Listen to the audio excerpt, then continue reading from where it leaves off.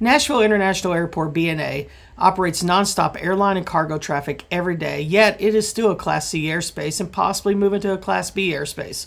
Let's talk about what that means right here on The Flying Dad.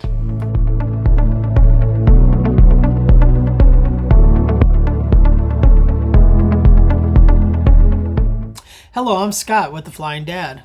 I'm located just right outside Nashville, Tennessee. In fact, I did all my training, all my flight training at Nashville International Airport BNA.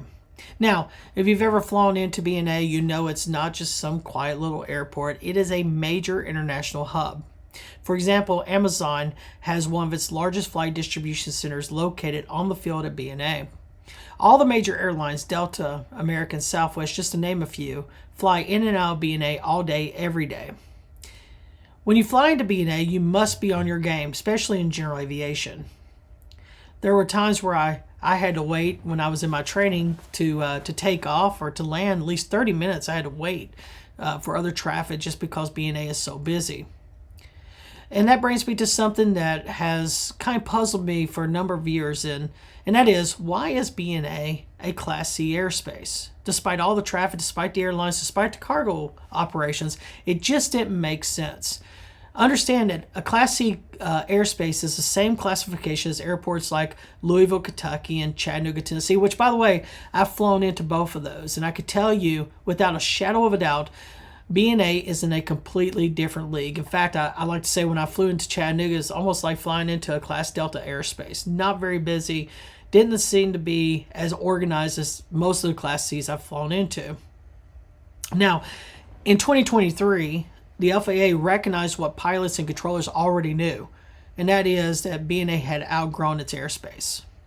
But moving an airport from a Class Charlie, Class C, to a Class B or Class Bravo isn't just as simple as, flipping a switch. In fact, it's the most logical move to take place. It is the next step up as a Class Bravo. Class Bravo airports or airports like O'Hare, Midway, and Atlanta, they're very, very busy, and they require major infrastructure, staffing, and procedural changes.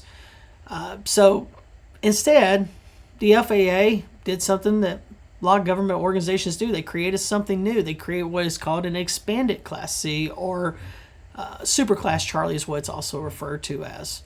The airspace expanded outward by 10 to 15 miles and expanded upward by a few hundred feet. It gave more flexibility and more room to the controllers, more time to keep aircraft separated.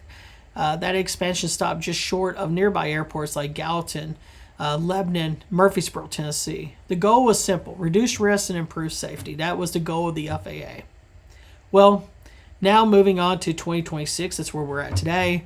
The passenger count at BNA has more than doubled since 2023. Infrastructure upgrades are underway. If you've flown into BNA or just driven by the airport, you can see some of the infrastructure changes that have happened. As a pilot, flying in and out of BNA, I could tell you I've seen the infrastructure changes on the runways themselves and the taxiways that's taken place. And all signs point to this: BNA is expected to become a full Class B, Class Bravo airspace. Now, when that time comes, I don't know. There's no publication out there that says this is the date, at least no public publication out there that says this is the date that the FAA will make BNA a Class Bravo airspace. There's nothing out there I could find.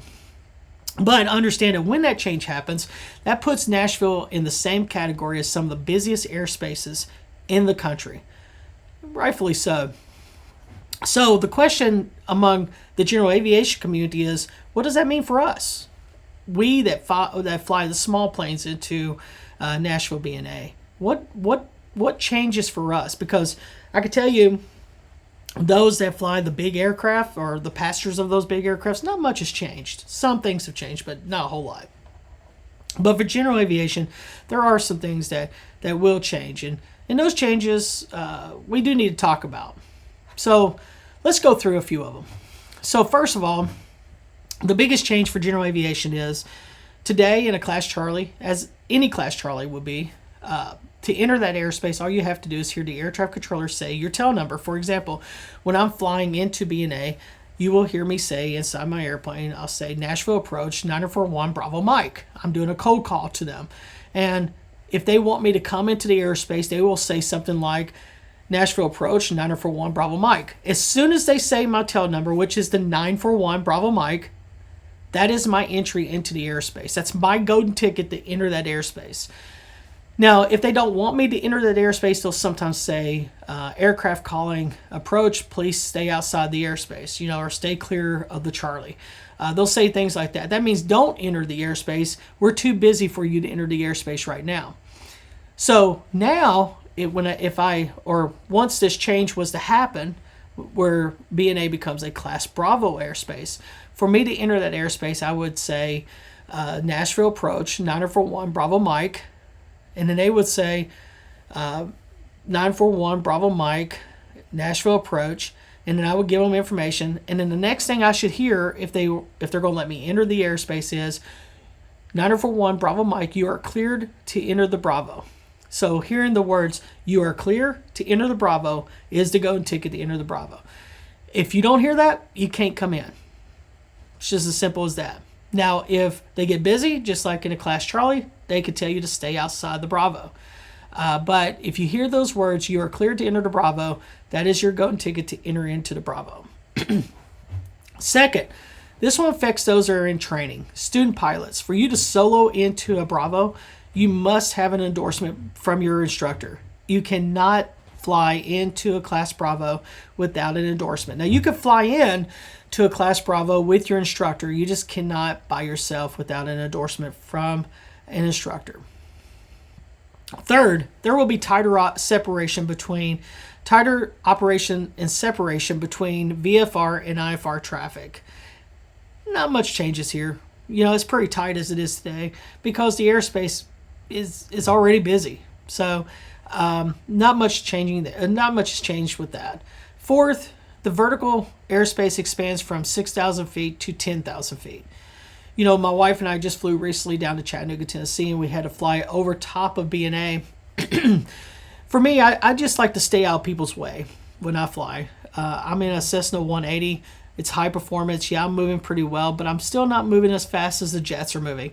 So for me, my goal is just to stay out of their way, let them do their thing. So for me, when I fly over top of Nashville, I'll go to 6,500 or 7,500, depending on which direction I'm going in, just to stay out of the way. Well, now, if I wanted to do that, I would have to go to like 10,500, which, I don't like going that high, to be honest with you, just because I don't really have a reason to go that high. But you would have to now in order to stay clear of the air traffic control space when this happens. Fifth, and this one's important, flexibility from air traffic control will be minimum. And finally, workload increases for both pilots and controllers. So what does that mean? So flexibility for controllers are going to be not as flexible as they are today. It's going to be a little bit tighter control, which also by tighter control means that the workload increases for both the pilots and the air traffic control operators. So something to think about when you go in. Be ready to be in front of the plane. Don't be behind the plane. Don't be messing with a lot of stuff. Be ready to enter that Bravo. As soon as you make that call, that code call to approach, be ready to enter that Bravo. Don't be behind the controls. Be in front of it. BNA as a Class C, you're already needing to be sharp. With the Class B coming along, that game just leveled up. Personally, for example, I would not fly like a Cessna 150 into a Class B airspace. That's just me. That's where I'm at in my hours. That's where I'm at in my experience. There's a guy I follow on Facebook and YouTube and Instagram. I believe it's him and his girlfriend. They fly into a lot of different airspaces in a Cessna 150. He's got a lot of hours. He's very experienced, and he can do that. But for me, I wouldn't do it. In fact, I would probably white knuckle a Cessna 172 on a good day into a Class Bravo airspace. Can it be done? Yes, sure, it's been done. And like I said, there's people who have done it. But here's the reality. If you're slow or behind the airplane, everyone feels it. Other pilots feel it. The air traffic control people feel it. They'll simply deny you access. That's not unsafe. That's just good traffic management. That's what they're there for.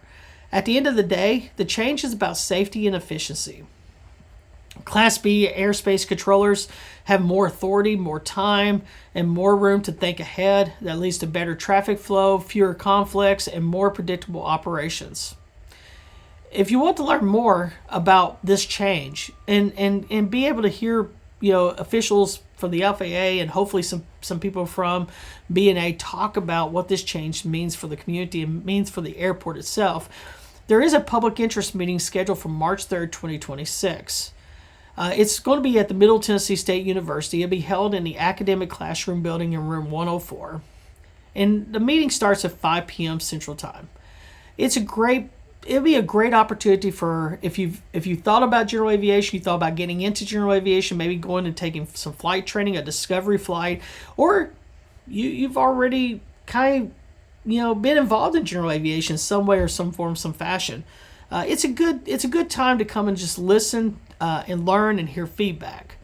So if aviation really matters to you, you should be there. I'll be there. I'm gonna love to come and I want to learn more about what this expansion is going to look like and what the FAA is going to say about the changes. Hopefully, they'll be there with people from BNA. So, come again. That's March 3rd, 2026, at Middle Tennessee State University. It's in room 104, located in the academic classroom building, and it starts at 5 p.m. Central Time. I look forward to seeing you there. Every airport and every flight has something new to teach you. If you enjoy real flying stories, airspace discussions, and lessons learned from everyday time in the cockpit, follow the Flying Dad on Facebook, YouTube, or Instagram, and come back often because aviation never stops teaching.